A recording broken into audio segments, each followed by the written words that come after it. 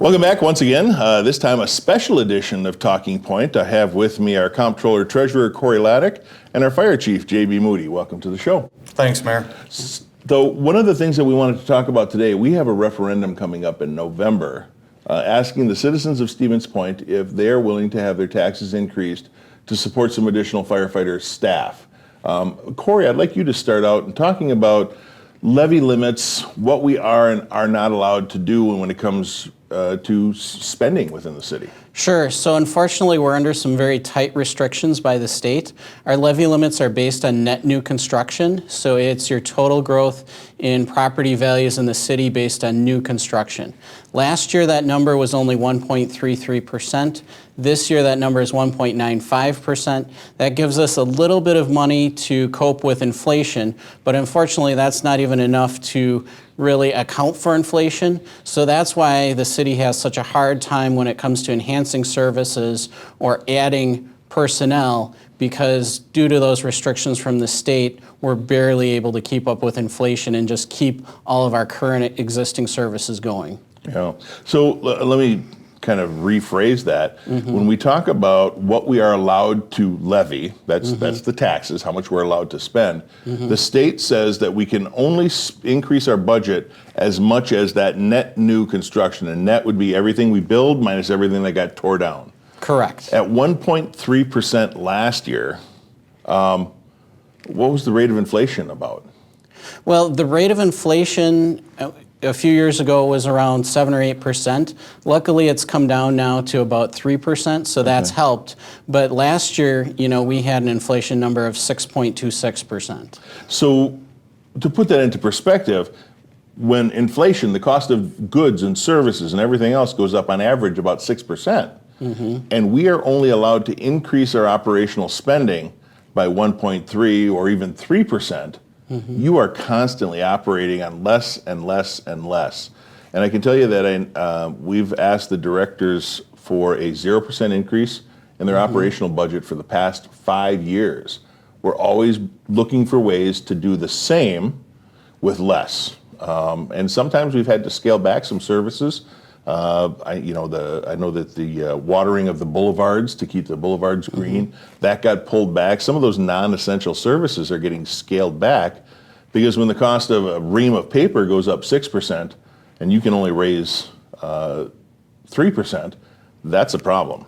And the other issue is all of our employees, we've got about 250 employees, they also have to accommodate the cost of living increases, so the annual increases are restricted by the state, not the cost of living. Even though the cost of living may have gone up 6%, we can only afford to raise the employees' salaries annually 3% or whatever it happens to be. So it's a constant challenge, and every year it just seems to get tighter and tighter and tighter.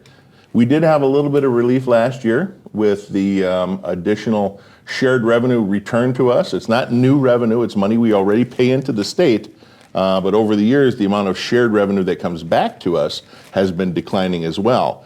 There was some legislation last year that allowed tying it to the sales tax, where some money came back. What did we get last year? We got $865,000, which sounds like a lot of money, but it's only 3.2% of our operating budget. So it did help us to account for inflation and get through the year, but it didn't really allow us to enhance services the way that we would like to. Well, and talking about that, we had been falling behind what the markets have garnered for employee pay. We were losing employees to other communities because they had the ability to pay a little bit more. And we used some of that to help make our market survey, the pay plan, bring it back up to market rate. So at least now we're competitive with some of our peer communities. So when we talk about staffing, with wages and benefits, what is an average entry to early mid-level employee cost? The rough figure is about $100,000, which sounds like a lot of money, but when you consider that a family health insurance plan alone is $25,000, that adds a significant portion to that overall cost of the employee. Plus you have other deductions that sometimes we don't really think about in terms of pension contributions, Social Security payments that the city has to make on behalf of our employees. So even though an employee might only be making $55,000 or $60,000 a year, the actual cost of that employee is about $100,000. So $100,000 roughly per employee. And in the case of 3% net new construction, what does that equate to roughly in dollars? That equates to about $360,000. So best case scenario, if we didn't give anybody else a raise, we could maybe hire 3 people a year with no raises for anybody else, no additional cost allowed for binders, note paper, computers, none of that stuff. So that gets really challenging. What are some of our options? Well, your options are difficult ones. I mean, obviously you can always look at reducing services, but the thing is we provide a lot of services that nobody really notices until we stop doing them. And they're easy to take for granted. And once you stop doing those services, then people notice them. In general, the services that we provide are all important to somebody, and I think important to most of the community. So in the case of firefighter paramedics, and we're going to get there in just a minute, Chief, I want to lay some groundwork talking about you need staff. Our options for staff are few. We can't afford to do it within the levy, short of not giving anybody else a raise or not buying paper clips or whatever. And I know you've reviewed a lot of those. So why don't you take me through the process of, well, let's start out with why your department needs people. Well, ultimately, the Stevens Point Fire Department needs staffing for several reasons. But ultimately, it's to reduce liability and increase the services that we're providing to the city. And with that, or how we got to this referendum in the question you're asking, is we started with simply using the city policy, 2.04, through our administration policies, and asking the city for those additional positions. But like the two of you have already discussed, it becomes very difficult. I mean, if there are no raises at all throughout the city, potentially you're looking at 3 additional people. I'm asking for 9 through this referendum. So the second place we looked was through a SAFER grant, working with the federal dollars to write a grant and to be able to incorporate additional staffing to our department. The only problem with that is it's a short-term fix, not a long-term fix. And the reason being is because they pay a percentage of these individual salaries over a 3-year basis. But at the end of those 3 years, the city's on the hook for their salaries, these employees' salaries. And if we can't afford it now, why would we be able to afford it in 3 years from now? Good point. So when we look at that, and we've discussed those options as well, the third place we look is shared revenue. And again, Corey brought up the figures from shared revenue this last year and the increases, and it's still not what we need in order to properly outfit the Stevens Point Fire Department with additional personnel. So that's why I'm here today in front of both of you, and I'm going to be coming in front of the community more and more throughout the next few months to explain this referendum and the whys for why we need this referendum, and actually ultimately asking the taxpayers of this community to in November go to the polls and vote for this referendum to potentially increase the staffing or the funding for 9 additional positions within the Stevens Point Fire Department. So the one question that jumps out, of course I know the answer, but I'm doing it for the sake of our viewers and listeners, why 9? 9 seems like a weird number, but you have reasons for that. We do. Actually, the 2 studies that we've had done on the fire department in the past 3 years, both studies came up with the exact same number, 15. Is actually what we need for the Stevens Point Fire Department to function appropriately as is. And when you talk about these studies, let's take a step back there. The studies have both shown that you need 15 additional staff. What is the basis for that? What are the studies looking at in regards to safety? And I know you and I have talked about the 2 in, 2 out kind of thing. Walk me through that to give me an idea of why they need 15, and Sure. we're reducing that. So what we look at is we look at many different things, but ultimately they are standards within the fire service or throughout the industry. And those standards are set forth by NFPA, or the National Fire Protection Association, and they look at the types of areas you're covering. So in Station 1's area, we have the downtown. For those standards, they're saying a minimum of 5 personnel should be on that apparatus to safely manage that type of commercial area, downtown, 3-story row, commercial buildings. In a residential area, they'll say that potentially the staffing needs to be 4 on an apparatus. Okay. So they look at that. They'll also look at call volume. They look at your response modes. So in the city of Stevens Point, the expectation is that from the time of call till the time the first engine or first apparatus arrives on scene is supposed to be 4 minutes. Okay. If we have a ladder or a truck, which has the big ladder on it, the aerial device, that is supposed to be there within 8 minutes of the time of page. And so when we arrive on scene, we also have to look at the data. And the data shows that every 3 minutes that there's not water going on that fire increases 16 times in size. 16 times? 16 times Wow. in size. And right now out at Station 2, we have a 2-person truck company. We have a motor pump operator, the individual who drives the apparatus, and we have a lieutenant.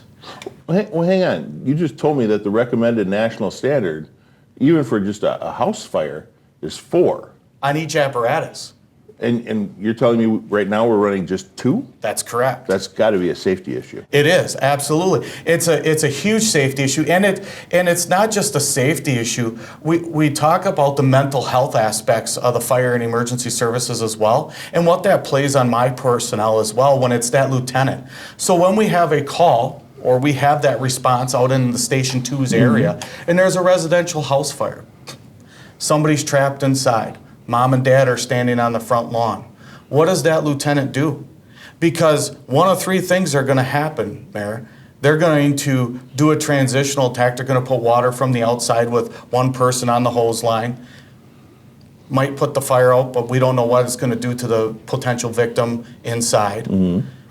They could actually make entry by themselves. Now remember, you know as well as I do, you talked about that 2 in, 2 out rule. They're going to forgo that. And they're going to make entry and try to save that life with 1 person. Because that's what we do. Because that's what we do. And that's a safety issue. That's against policy and procedure. That's against many things. But we're going to do that for our people because we risk a lot to save a lot. And when it comes to somebody's life, we are ultimately going to pay that ultimate sacrifice if that's what we have to do.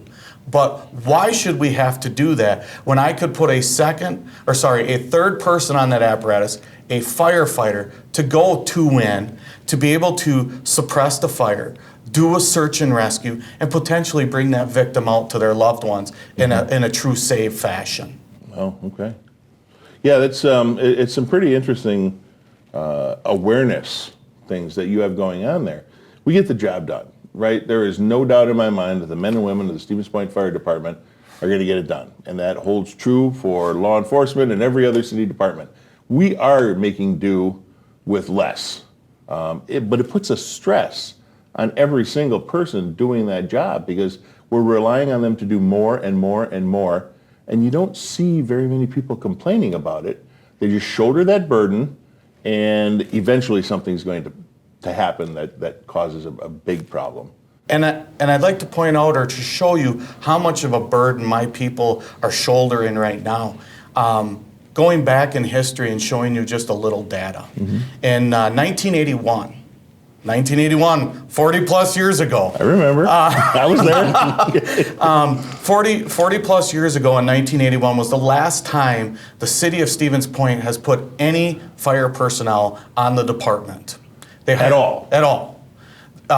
They hired 3 personnel in the fall of '81. And in 1982, now, I want to be true to the data and I want to be transparent to the community. I was saying prior to this that there was 1,982 calls for service. Okay. After we reran the data 3, 4, 5, 6 times, because again, transparency is important, telling facts are important. We found that there were 6 extra runs we found. Okay. Calls for service. So actually in 1982, we had 1,988 calls. Okay. Annually, right? Annually. That year. Calls for service. This last year, with the same amount of people on the line, the men and women of the Stevens Point Fire Department answered over 5,500 calls for service. Wow. 5,538 calls for service last year alone. With the same number of people. With the same number of people. Answering more than 3 times, almost 4 times the number of calls. And on top of that, the expectations of what they do around the firehouse and their educational levels, I've asked more of, and other chiefs before me have asked more of. So over the last 40 years, when you got hired and you were an EMT and you were a firefighter 1, now we're asking for you to have an associate's degree, have your paramedic certification, have all your fire certifications, and as you go up through the ranks, get your associate's degree, get your bachelor's degree. This is a continuing, evolving process, and we're asking more and more of our people as well. Well, and there's also a lot more capability that you have now because of technology advancements and specialized rescue training that your firefighter paramedics are required to know.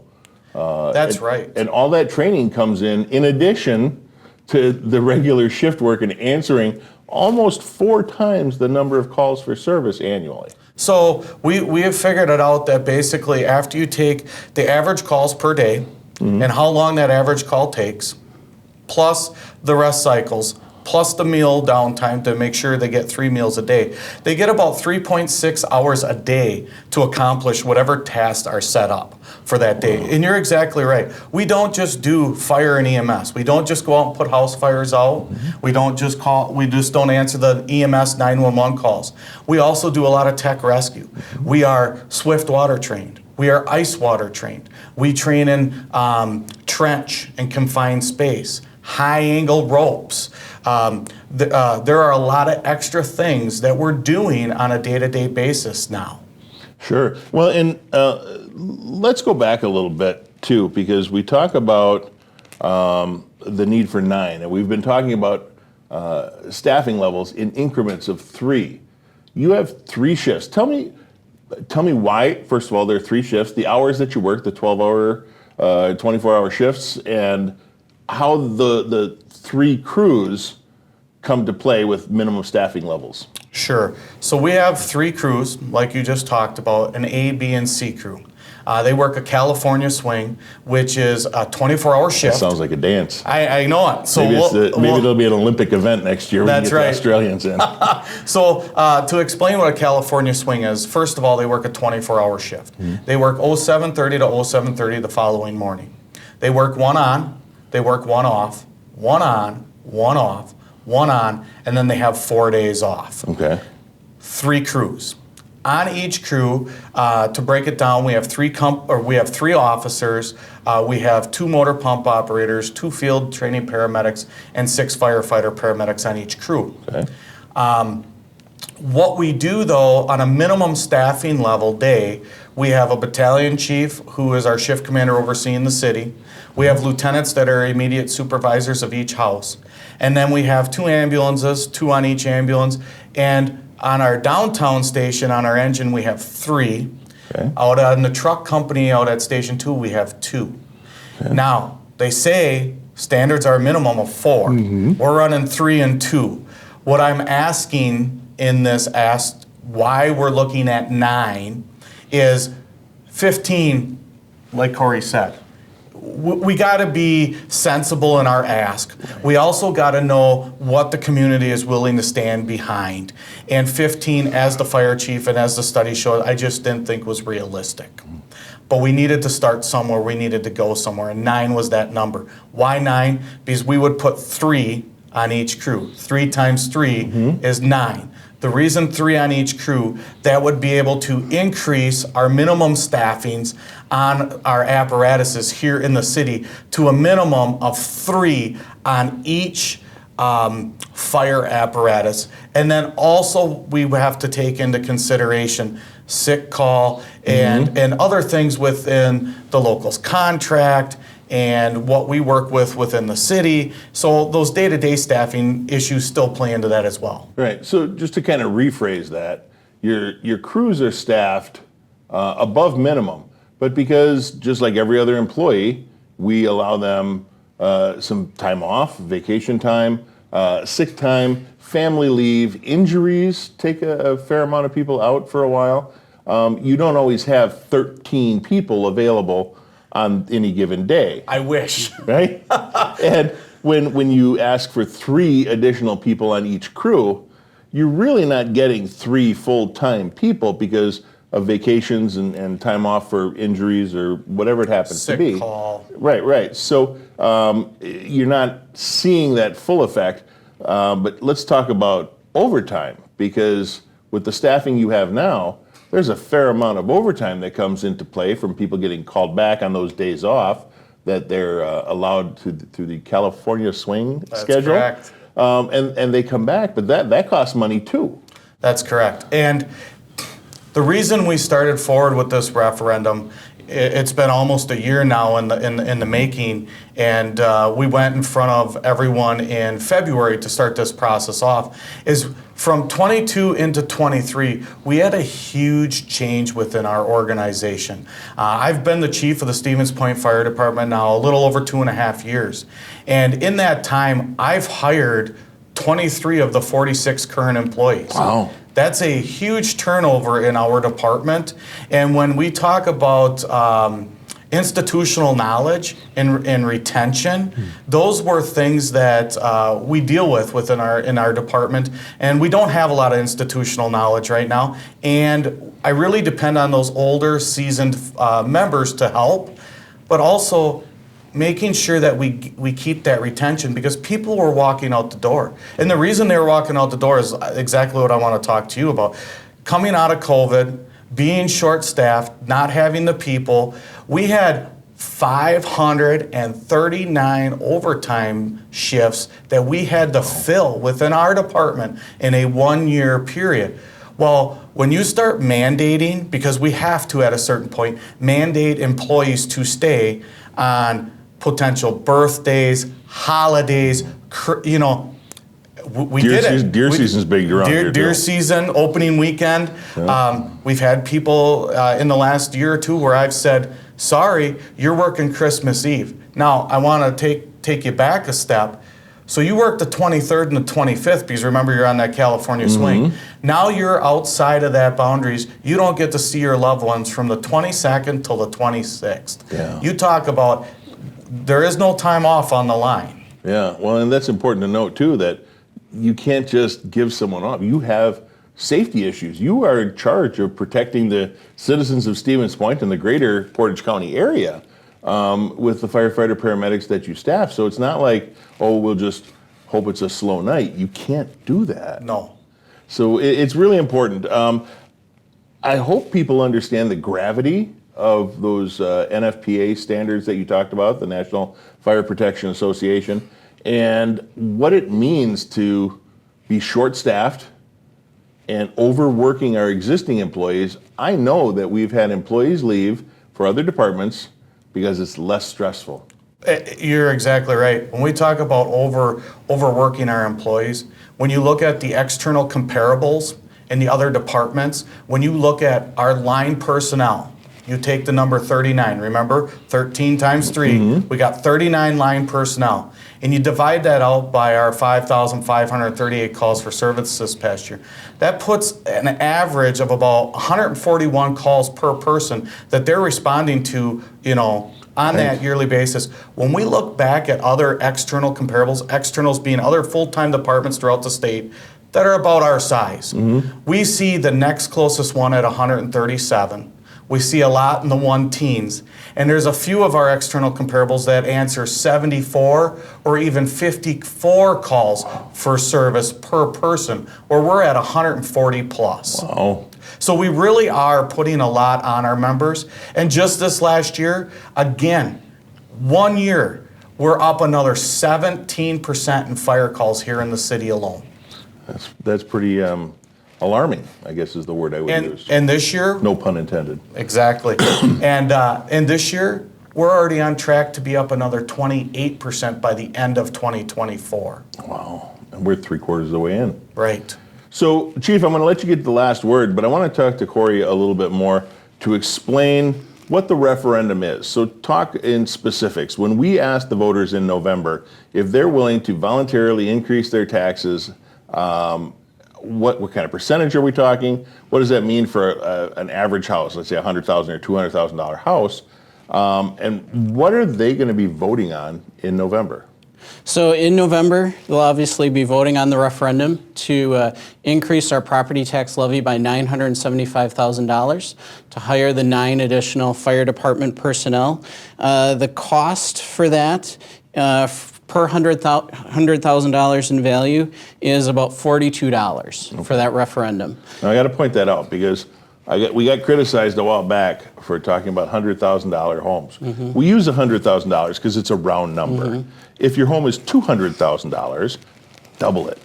If it's $250,000, double it 1.5 times, or what? You know, it's easy math. We use the $100,000 because that's a relatively round figure. So if my home is $200,000, it's $84 a year. Correct, yes. And the median home value in the city is $194,000. So obviously some are more, some are less.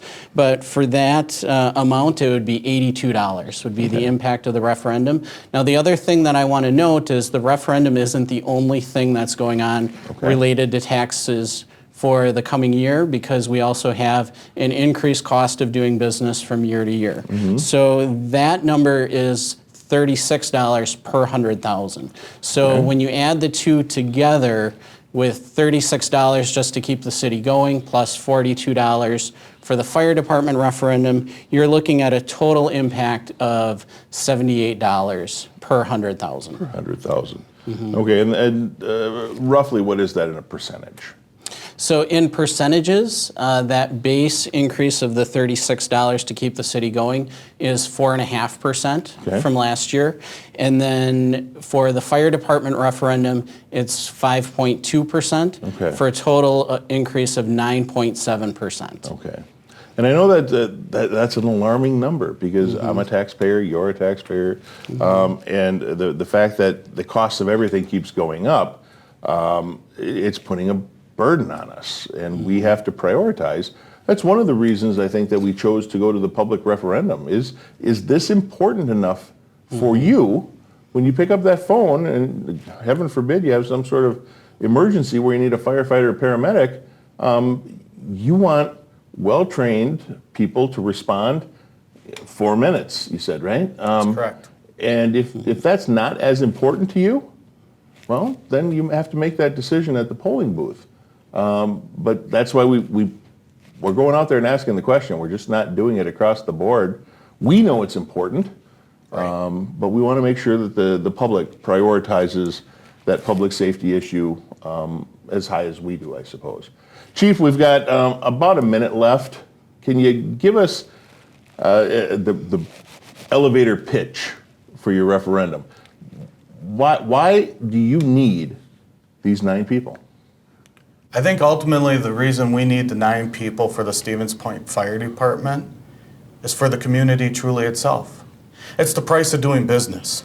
And when I say it's the price of doing business, it's the price of this referendum, but it's also the price we use, the acronym within the Stevens Point Fire Department, and what we're providing the community. The professionalism, the compassion, the integrity, you know, that excellence in all we do is really important. And when we provide that to our citizens, that's what we're looking for in this referendum. We want to be able to get out there and provide these services through that acronym price. Yeah. Thank you very much. We're out of time. Corey, thank you very much for giving us the treasurer's perspective on this. Chief Moody, thank you very much. If anyone has questions, by all means, contact the fire department or contact the treasurer's office. You can also contact my office. And until then, I'm Mayor Mike, and we've been Talking Point.